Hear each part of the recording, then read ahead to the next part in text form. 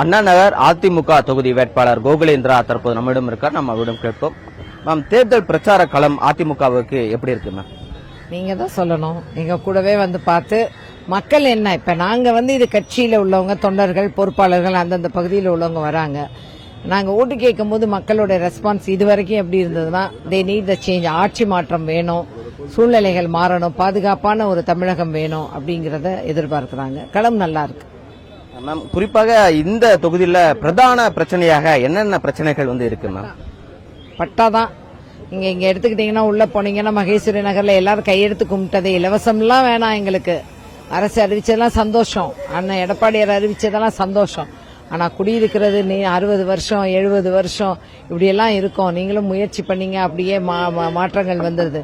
தயவு செய்து நாங்க குடியிருக்கக்கூடிய எனக்கு பட்டா வேணுங்க, அதான் ஃபர்ஸ்ட் ப்ரையாரிட்டி. அடுத்தது மழை வந்தாலும் எந்த நேச்சுரல் கேலமிட்டிஸ்ல வராத அளவுக்கு தடுப்புக்கான பெர்மனன்ட் சொல்யூஷன்.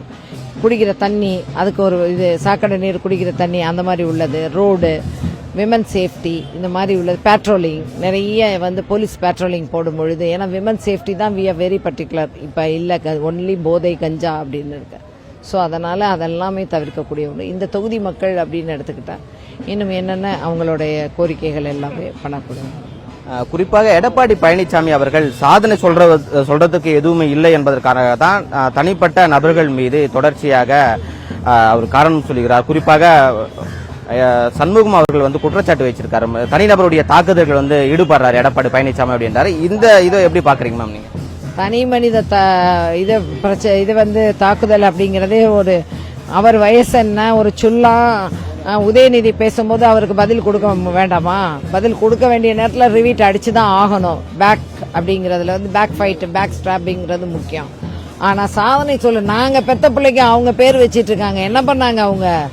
7.5% இந்த மேனிபெஸ்டோல 10% கவர்மெண்ட் ஸ்கூல்ஸ்ல படிக்கிறவங்க நீட் இல்லைனாலும் அவங்களுக்கு reservation for the admissions in medical college, professional இது பண்ணியிருக்காங்க. வரிச்சுமை, அதுக்கு 10,000 ரூபாய் உடனே கொடுக்கணுங்கிறது. இப்போ முதல்ல 11 மெடிக்கல் காலேஜ் இங்க கொண்டு வந்ததுன்னா இந்த திமுக ஏதாவது வாய்க்கிலேயே பேசட்டுமே.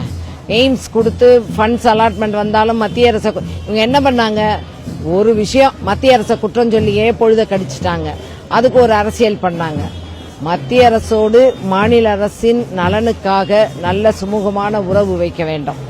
கொள்கை மாறுபடும் போது கூட்டணி மாறுபடும். ஆனால் ஆளும் கட்சியாக மத்திய அரசு இருக்கும் பொழுது அவர்களோடு நல்லுறவு வைத்து தமிழகத்திற்கு தேவை என்னவோ அதையெல்லாம் செய்யக்கூடியதுல செஞ்சு முடிச்சிருக்காரு. 2021 கூட 2021 எலெக்ஷன்ல கூட அகெயின்ஸ்ட் எடப்பாடியார், against AIADMK, no anti incumbency, எதுவுமே எதிரலை கிடையாது. ஏதோ ஒரு சூழ்நிலையில ஒரு 1.5%, ஒரு 1.5 லட்சம் ஓட்டு அங்கங்க வாங்கியிருந்தாங்கன்னா மீண்டும் அதிமுக தான் ஆளுங்கட்சி. பட் அதை பத்திலாம் இல்ல. களத்திலே நாங்கள் மிகச் சரியாக இருக்கின்றோம். மக்களுக்கு தேவை என்பதை சொல்கின்றோம். இன்னைக்கு பெண்களுக்கு பாதுகாப்பு இல்லைங்கிறதே இந்த கவர்மெண்ட்டுக்கு பெரிய அசிங்கம். போலீஸ்ல உள்ள டிபார்ட்மெண்ட்ல உள்ளவங்களுக்கே பாதுகாப்பு இல்லை. குறிப்பாக திமுகவை எதிர்க்கிறோம் என்ற பெயரில் தமிழக வெற்றி கழக தலைவர் விஜய் அவர்கள் அதிமுகவுக்கும் பாரதிய ஜனதா கட்சிக்கும் தான் செயல்படுகிறார் என்று தொல் திருமாவளவன் குற்றச்சாட்டு வைக்கிறார். இந்த குற்றச்சாட்டை நீங்க எப்படி பாக்குறீங்க? இதுக்கான ஆதாரத்தை அண்ணன் திருமாவளவன் தான் கேட்கணும். நான் என்ன சொல்ல முடியும்?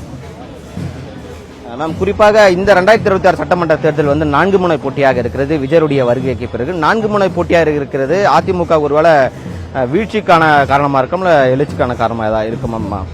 மக்கள் தான் எஜமானர்கள், தீர்மானிக்கக்கூடியவர்கள், வாக்களிக்கக்கூடியவர்கள். நாங்க ஓட்டு போடுங்கன்னு தான் எல்லாரும் கேட்க முடியுமே தவிர அதை தீர்மானிக்கக்கூடியவர்கள் மக்கள். மக்களுக்கு மிக நன்றாக தெரியும் மாற்றம் வேண்டும் என்று. நாங்க இதுவரைக்கும் யார் புதுசா கட்சிக்கு வந்தாலும், யார் ஆரம்பிச்சாலும், என்ன பிரச்சாரம்னாலும் அதை பற்றிய விமர்சனங்கள் எங்களை என்னைக்கு தாக்கி பேசினா நாங்க பதில் பேசுவோம், அதற்கான பதிலை கொடுப்போம். அதனால அவங்கவுங்க ஒவ்வொரு கருத்துக்கள். நாங்கள் மக்களை நம்பி, மக்களுக்கு செய்த சாதனைகளை நம்பி, அம்மா அரசு, புரட்சி தலைவர் அரசு சாதனைகள் பற்றி, எதிர்காலத்தில் மக்களுக்கு தேவையானவை என்ன என்பதிலே எங்களுடைய நேர்கொண்ட பார்வையோடு பயணிக்கிறோம். தேங்க்யூ. குறிப்பாக தமிழ்நாட்டில் எத்தனை முனை போட்டிகள் இருந்தாலும் அதிமுக நிச்சயமாக இந்த முறை சட்டமன்ற தேர்தலில் வெற்றி பெறும் என்றும், குறிப்பாக மக்கள் அதிமுகவுடைய பக்கம்தான் நிற்கிறார்கள். அதனால் நிச்சயமாக அதிமுக தான் இந்த முறை வெற்றி பெற்று எடப்பாடி பழனிசாமி அவர்கள் முதலமைச்சராக வருவார் என்று கோகுல இந்திரா அவர்கள் தெரிவித்திருக்கிறார்கள். மாலை முரசு செய்திகளுக்காக ஒளிப்பதிவாளர் சரண்குமாருடன் செய்தியாளர் சுரேஷ்.